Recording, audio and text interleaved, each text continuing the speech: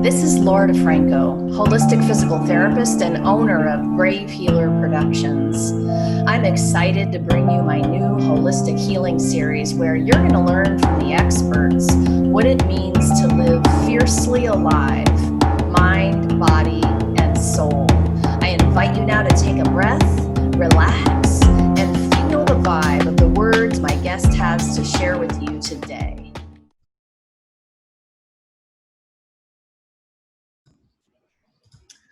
Welcome, everybody, to the Brave Healing Podcast, where we're changing the world one brave word at a time. I'm Laura DeFranco, the owner of Brave Healer Productions, and I'm really excited to be having a conversation with author and angel connector Lilia Shoshanna Rae today.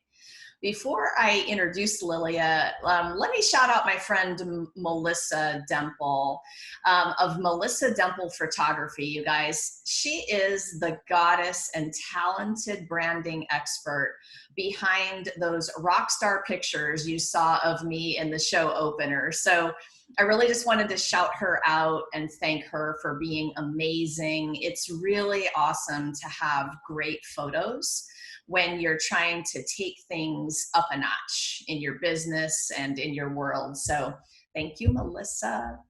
So now, you guys, let me tell you about our guest. Former lawyer and now angel connector and author, Lilia Shoshanna Rae teaches truth seekers how to develop a relationship with their personal angel team to live a life on purpose. Lilia believes when we live on purpose, we bring heaven on earth. Her personal mission and possible dream. Welcome, Lilia. Oh, thank you, Laura. I'm so glad to be here. So, Lilia, I have heard your story before, and it just doesn't get old for me. So, tell us about how you got started being an angel connector. Well, I was working as a lawyer for a state legislature, and I had a series of heartbreaks. So I was at a very low point in my life, and I had to keep everything together. I had a responsible job. And so I would take walks at lunchtime to clear my head and get centered so that I could do the work I needed to do. So one day I was walking and it's like, why did this happen to me? Am I not lovable? That sort of story was going round and round in my head. And I had a visual. And it was of this little being sitting on my left shoulder. And that little being was dressed in a dark suit and a fedora. I had never had an experience like that before. Not sure what to make of it, but the little being was saying comforting thoughts or things to me and saying, you're going to be okay. It's all right. You are lovable and you are loved. And it's going to work out. So after hearing that and feeling like, okay, this isn't something to be scared of because it felt good and comforting and supportive, I said, can you tell me who you are and do you have a name? And he said, I'm Harry, your guardian angel. Had And so, forgotten the name. I love the name Harry. and so I just kind of took that in, wasn't sure what to do with it. I went back to my office. I was able to finish work that day. And then the next day, again, my thoughts were still going around in a circle and went for another walk. And this time I had the sense of a cloud of energy to my right side. And that was the visual. And again, comforting messages, you're going to be okay. And so I said, do you have a name? It was like I was questioning my sanity in the moment. But I heard right away, Michael. And it turned out later that it was Archangel Michael, and he's been working with me ever since that time. And that he led me to a book in a bookstore nearby so I could figure out what to do with this, because I was in my mid 40s. I had never had an angel experience before that. I didn't even know anybody who had. Mm. And so thankfully, two sisters had written a book called Angel Speak, and it showed me how to ask a question and just write an answer. And that's how I developed my relationship in the beginning. So you've gone on to coaching people, connecting them with their angel team. You've written a book. Tell us about your book. It's called The Art of Listening to Angels. And so it tells my story of their coming into my life and then continuing to work with me, because it's a process. I call it a spiritual practice. In order to develop that relationship, we have to work on ourselves, and if we have blocks or whatever, getting help to remove them, and to learn to trust uh, what is true to us, using discernment tools and that sort of thing, raising our vibration so that we can meet them halfway. So, you mentioned it when you were telling your story, and I loved the way that you talked about the messages they were giving you were to help you really love yourself. And angels teach about self-love. Talk to me about that for a minute. Yes, that was definitely a big piece of what they came into my life to teach me and to help others learn. And at that time, I said I had three big heartbreaks, and I was very focused on getting love from someone else. So it was in working with them that they told me, they first reassured me that you're lovable, you're loved.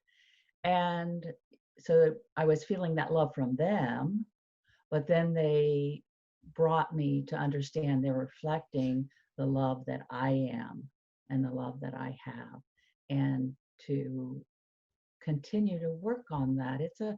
It's amazing to me.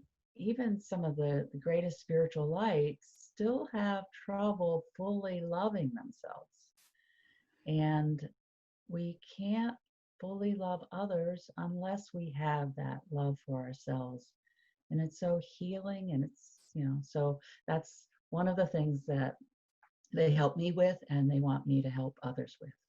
Well, every time you talk about this, you basically exude the title of the chapter you contributed to our new book, The Ultimate Guide to Self-Healing, Basking in Angel Energy. So every time I hear you speak and every time I hear you tell your story and talk about what you do, I feel like I am basking just hearing it from you, because you've figured out how to raise your vibe to a level that really affects other people. It's funny, I think about that as a lot of responsibility, but in a really good way.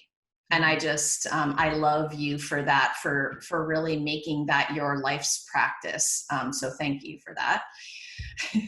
Thank you for saying that and reminding me of it, because it's when I have the time, when I have the opportunity to work with clients and being that energy, it for some reason it's more powerful when I'm sharing it. So like even with my Facebook lives, or if I'm talking about it at a network meeting or whatever, and I just, so I'm connecting with their energy and then speaking about it, I love it, because it's just nourishing me and uplifting me as it's helping others. So it's a beautiful role to play in life. So one of the questions today was, what turns you on the most about what you do? And I'm pretty sure you just answered it. Can you? Yes. So talk to me more about the power you feel when that happens. What do you think? What do you think is going on there?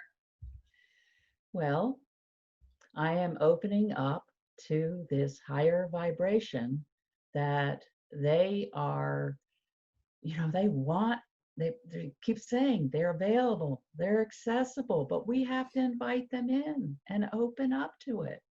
And when we do, as I do in my sessions or whenever I'm talking about them, it's just beautiful, beautiful energy. I feel loved. I get in touch with myself as love and then can radiate that out. And it's beautiful. It's a beautiful experience. And from that place, then it's also whatever's going on in my life or the life of a client, we get great inspirations, insights we never had. We can get away from those places that we feel stuck, and that thinking that keeps going around like it was when I was in that heartbroken place. Same thoughts around and around, around. Why did this happen to me? What, they lifted me out of that. And that's what they do anytime that I invite them in and allow them to work with me in that way. And it's not always instantaneous. I don't want to say, just do that and things just resolve themselves. It's a process for anything, but you move in that direction, one step at a time, You're maybe helping a people. giant leap at a time. Yeah, you're helping people with the practice of connecting, and it's an awareness practice. Yes. And as I began to learn that for myself and just get introduced to even using language like my angel team and the archangels, and even understanding who they were and what they were about, and that there were several of them and they could help with different things. Like, it's a whole education, right? And I think part of what you're doing is helping us understand it so that we could even, it's hard to get excited about something you don't understand, but as long as you have some curiosity, I think that's a big deal. But you're talking about something really important, and that is aligning with our purpose, our soul's purpose. And connecting with the angel team can help us do that. You talked about getting insights. Tell me a little more about the connection with our soul's purpose. Well, when I look back at that time that they intervene in my life, I see, two key roles that they played. First, it was about the self-love, and the other one was to redirect me on my path. So I was very comfortable in the work I was doing. I was very proud of it. I felt I was being of service in that way. But my soul had a different reason for being here, something else to accomplish while I was in this body and in this time. And so they just said, go this direction. And I didn't leave the work for a number of years after that, but I did all kinds of studies, became a Reiki master, and made contacts that helped me be who I am now and on this path. I was able to retire a little bit early and be doing this full time. And it's just a greater sense of fulfillment. It's a recognition. And so that they've helped me each step of the way, making contacts with people that were important, giving me encouragement, because, part of it, I went from being, professional salaried employee to working as an entrepreneur. And that's another, it's a learning curve, right, Yeah, Laura? we know that's for warriors, right? So they've helped me um, address my fears and feelings of inadequacy and all that kind of stuff that could come up along that path. So, Yeah, that's amazing, really, just to understand that you can have some clarity about things that are that important by connecting. So what would you say to somebody listening who's maybe hearing the language for the first time, or, maybe not their first, but they're curious, they're in that stage of curiosity? What's the one most important thing you want our viewers to understand in terms of this connection and practice? well, their their angels will meet them where they are. So it's not something that they have to be afraid of or worry about being worthy of or anything like that. And so to the extent they want to explore it, just be curious, know that they are looking out for our highest good. So there's nothing to fear around that. Lilia, are And we sitting and closing our eyes and intentionally meditating? Are we saying something? Teach me how. okay, I usually do that. That's the in terms of getting quiet, um, being centered in whatever way works for us, and being centered. Sometimes it's taking a walk and Mm. doing, like a just a meditative kind of walk, whatever, however we can get more centered and grounded, because being grounded allows us to bring that higher vibration into our body and make the connection more clear. And so, however, it's an individual, it really is an individual process in that whatever works best for you for getting in a quiet, receptive place. I like And that. yeah, and what worked for me in the beginning, and I think works for many, is just to try writing a question and then listening for an answer, and just don't judge it, just write. It's along the line of any kind of intuitive writing, but for this, there was, for me, it was an intention to connect to my angels and get messages from them. And there was a different sense to it than when I just tune into my own intuition. It's all connected, but there is just a different, I don't know, a different way that it works. And they have a role to play. So if we allow them to play that role in our lives, they are willing. I remember in the middle of some continuing education that, I was doing every year for my physical therapy license. And I had in the beginning gone after alternative and holistic continuing education. So I was taking a lot of different kinds of classes that were teaching me to ground and center. And so in the beginning of, teachers trying to teach me what that even was, I'm like, what do you mean ground myself? What do you mean get centered? And I hadn't been really introduced to the how. And so since then, and since practicing and learning more about it, I realized that some days all it is for me, it would be to take that deep belly breath and get my awareness out of my head, neck, and shoulders, literally, the thinking and the squeezing, Yeah. to come down toward the ground, toward the center of my body. And that seems so silly, right? As an explanation, it's so simple. Grounding and centering means going lower, Yes. and getting just rooted into that place in your solar plexus and your belly button and that, the powerhouse. I have one teacher I've listened to who talks about bringing your attention down to your feet. Mm-hmm. That's the furthest place from your head. So you're still in your body with that, but it really, bringing your attention down to your feet really gets you away out of your head, and you're feeling sensations in your body. And that's a part. Oh, it's one tool or one thing that you can do. It's really important to it.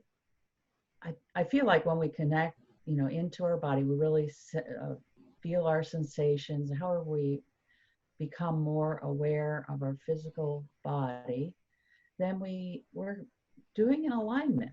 We can connect with our heart and become aware of the heart emotional energy, and then the mind's going to be there. But when we do the other, then it can line up with that, and then we can align with spirit as we know spirit, however that has meaning for someone. And Yes. in that alignment, then miracles happen. Well, you don't just believe that we should deepen our connection with the angels. You know that we can co-create heaven in our life with their help. Like That's a pretty profound statement. Talk to me more about that. Okay. So after I'd been working with my angels for a few years, I was in a workshop to discern what my purpose was. And my angel spoke in my ear and said, "Your purpose is to bring heaven on earth." I go, "What?" Where did that come from? That is like huge. How in the world? That's pretty huge. So I've been working with that since then, denying it. I'm not, good enough to help bring heaven on earth. And then, as I kept working with it, and they kept saying, your purpose. It's an inside job. So when we can bring joy, peace, love into our bodies and live from that place, we are bringing heaven on earth. And so that's another thing the angels want to help us with. And it's really important because I say in my chapter, there's a lot of hellishness going on, or what feels like hellishness, with the virus and the economics and whatever else has been erupting. And if we just stay focused on that, we are going to feel like we're in hell. But we have another choice. We can, turn within and really bring those qualities inside. We do not have to be dependent on the external, just like on the external love. No, it starts within. And you talk about living from a place of joy and doing what you do. That's bringing heaven on earth. And you're bringing heaven to people that you connect with by living from that place of joy. I love thinking about it that way, that's really all any individual has to focus on, is bringing more joy and love into their body. That's an energy, of course, we're talking about. Yes. And that's how you bring heaven to earth, because us in our body, on this earth, that's the tool that we have to be able to do that. And some people think that, that's not enough, but that is it. That is it. That is it all. That is the whole deal, right? I love that. And, when you do it, then it's, for me, it hasn't changed a lot of what I'm seeing happen in the world, but it is changing my experience of it. Yeah. Yeah. And in that state, you can find solutions for yourself that work for you. So I really encourage it. And I do feel like that's a big part of the work that I'm doing, is helping people find it. And it's not like I stay there all the time. This week I found out someone I'd been in a relationship with 12 years ago made his transition. So I've been dealing with grief, and then in helping plan a memorial service, stress, and it's a spiritual practice. So you're not alone in that right now. There are a lot of people dealing with things like that. Yes.